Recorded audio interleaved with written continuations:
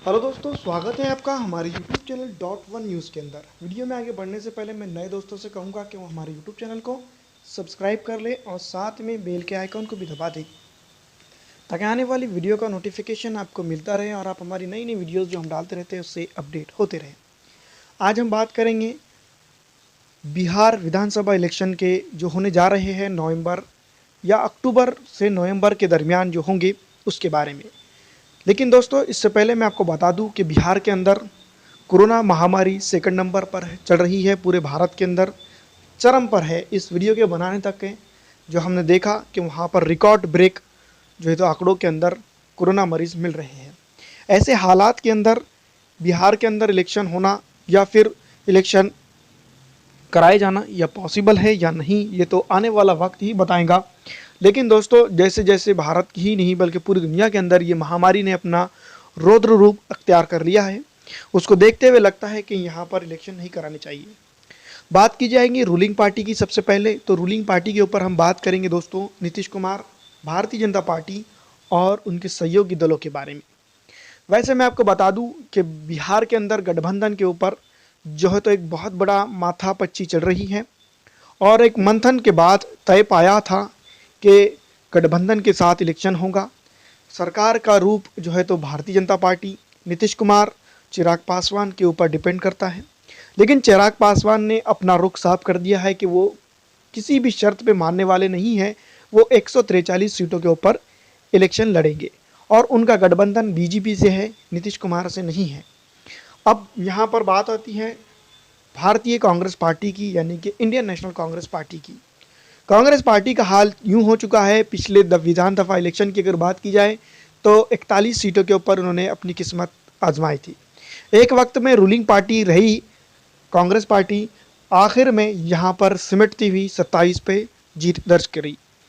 बहुत बड़ा मार्जिन नहीं था, लेकिन बहुत बड़ी जीत भी इसको नहीं कह सकते और एक बहुत बड़ी हार भी नहीं हम इसको कह सकते हैं।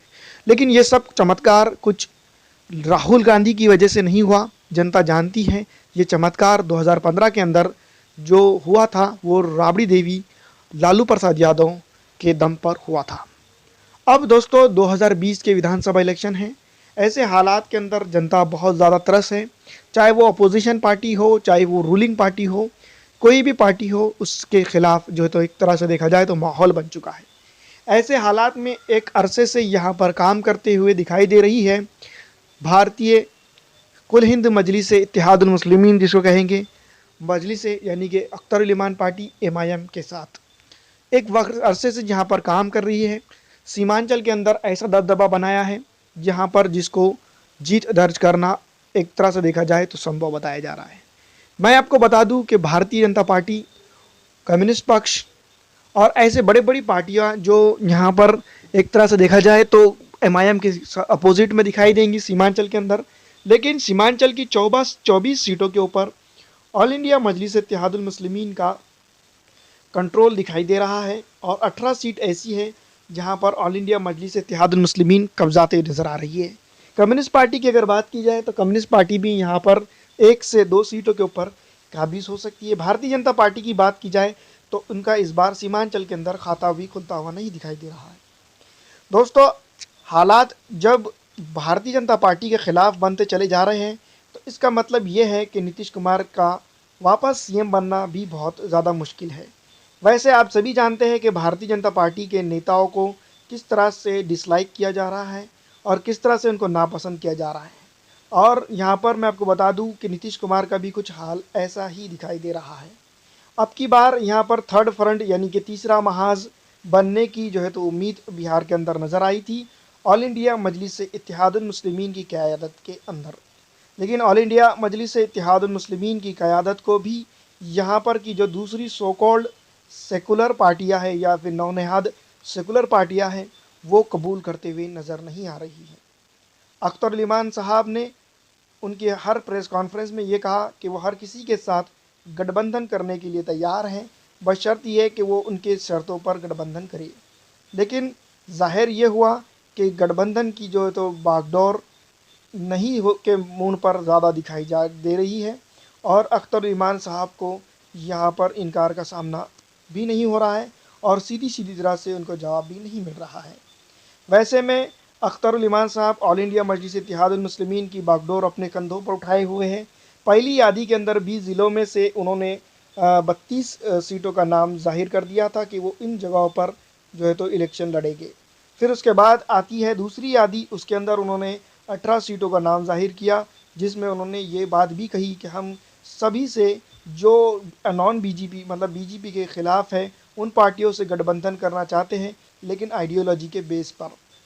फिर जो दोस्तों उसके बाद उन्होंने 18 सीटों का जो है तो घोषणा कर दी, 18 सीटों की घोषणा कर दी और उसके बाद उन्होंने कहा कि हमने अब तक के 50 सीटों की घोषणा कर दी है और जैसे जैसे वक्त नज़दीक आएगा हम और भी दूसरी तीसरी चौथी ऐसी लिस्ट जाहिर करेंगे जिसके ऊपर एमआईएम जो है तो अपने प्रत्याशी उतारेंगी। वैसे मैं आपको बता दूं एमआईएम पूरी कमर कस चुकी है। कांग्रेस पार्टी अभी तक के कोऑर्डिनेशन कमेटी में ही अटकी हुई है और उनका गठबंधन भी कुछ ऐसा ही लग रहा है। वह आपको बता दूं कि लालू प्रसाद यादव के बेटे तेजस्वी प्रताप यादव और तेजस्वी यादव पर जो दोनों भी भाई हैं उनके भी आपसी तालमेल कुछ खास दिखाई नहीं दे रहे हैं, जिसके चलते यहाँ पर भारतीय जनता पार्टी को वापसी का मौका मिल सकता है। लेकिन जैसे जैसे दिन आपको बता दे जाऊँ कि मजदूरी, पलायन और डेवलपमेंट के मुद्दे के ऊपर यहाँ पर सब कुछ फिसलता हुआ नज़र आ रहा है नीतीश कुमार और भारतीय जनता पार्टी के हाथों से। इसी को भांपते हुए चिराग पासवान जो एलजेपी के अध्यक्ष हैं उन्होंने शायद किनाराकशी कर ली है। बात करेंगे दोस्तों यहाँ पर राष्ट्रीय कांग्रेस पार्टी की, भारतीय कांग्रेस पार्टी की, तो मैं आपको बता दूं कि उसका कुछ हालात ठीक नज़र नहीं आ रहे हैं। 5 सितंबर के बाद जो हुआ अयोध्या के अंदर, माफ़ कीजिएगा 5 अगस्त के बाद जो कुछ हुआ अयोध्या के अंदर और उसके बड़े बड़े नेताओं के जो चेहरे सामने आए, उन सभी को देखते हुए मुस्लिम वोट बैंक, अति पिछड़ा आरक्षित समाज जो है तो कांग्रेस पार्टी से दूरी बनाता हुआ दिखाई दे रहा है।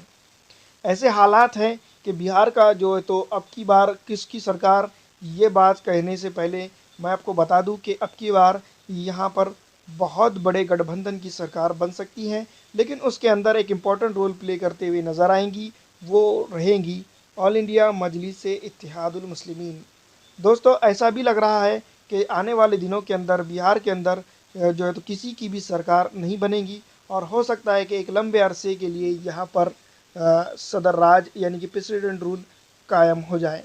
कोरोना वायरस की महामारी को चलते ये हो सकता है, लेकिन जिस तरह से माहौल यहाँ पर तैयार हो रहा है उन सभी हालात, हर पार्टी का मंशा यही है कि जल्द से जल्द वोटिंग हो जाए और जल्द से जल्द एक नई सरकार का वजूद बिहार के अंदर हो जाए। अब मौक़ों के तौर पर देखा जाए तो यहाँ पर कांग्रेस पार्टी, राष्ट्रीय जनता दल को मौका है ऑल इंडिया मजलिस इत्तेहादुल मुस्लिमीन को साथ में लेकर सत्ता बनाने के लिए तैयारी करने का। लेकिन यहाँ पर कांग्रेस पार्टी जो है तो इस माफ़ कीजिएगा रजद यानी कि आरजेडी ऐसे कुछ प्लान में नज़र नहीं आते हुए दिखाई दे रही है, जिसका असर आने वाले विधानसभा के अंदर देखने को मिल सकता है। और यहाँ पर ऑल इंडिया मजलिस इत्तेहादुल मुस्लिमीन अपनी एक धारणा यहाँ पर पेश करने में कामयाब होते हुए नज़र आ रही है। 243 सीटों की अगर बात की जाए तो ऑल इंडिया मजलिस इत्तेहादुल मुस्लिमीन यहाँ पर 90 से 96 ऐसी सीटें हैं जिसके ऊपर वो डायरेक्ट असर करते हुए दिखाई दे रही हैं। लेकिन अगर वो गठबंधन करती है तो इतना बड़े मार्जिन के वो पहुँचने में वो कामयाब रहेंगी, लेकिन अगर वो गठबंधन नहीं करती है तो 40 से 50 सीटों के ऊपर ही उसको संतुष्टि हो सकती है। 40 से 50 सीटें हासिल कर लेना बिहार के अंदर एक बहुत बड़ा अपने आप में एक चैलेंज है, लेकिन दोस्तों मैं आपको बता दूं हर चैलेंज को पार करना एक पार्टी का जो है तो स्वभाव होता है। शुरुआत में ऐसे ही बड़ी बड़ी पार्टियां ने एक या दो सीट हासिल करके अपना करियर की शुरुआत की और आज वो हिंदुस्तान के ऊपर अलग अलग स्टेटों के अंदर या फिर सेंट्रल के अंदर हुकूमत करते हुए नज़र आ रही है। ये थी दोस्तों, मैं आपको बता दूं कि बिहार के अंदर एमआईएम की शुरुआत हो चुकी है। कहीं ना कहीं एमआईएम के ज़रिए भारतीय जनता पार्टी को फ़ायदा ज़रूर हो रहा है, लेकिन ऐसे हालात के अंदर जब एमआईएम को साथ लेकर सेकुलर पार्टियों ने जो अपने आप को कहती है सेकुलर, उनको लेकर चलने की ज़रूरत है, वैसे हालात में उन्होंने किनाराकशी उनसे करते हुए नज़र आ रहे हैं, जिसका खमियाजा आरजेडी, कांग्रेस के गठबंधन को होता हुआ नज़र आ रहा है। लेकिन मैं आपको बता दूं दोस्तों कि ऐसी बहुत सारी जगह हैं जहां पर भारतीय जनता पार्टी हार का सामना कर रही है ऑल इंडिया मजलिस इत्तेहादुल मुस्लिमीन की वजह से।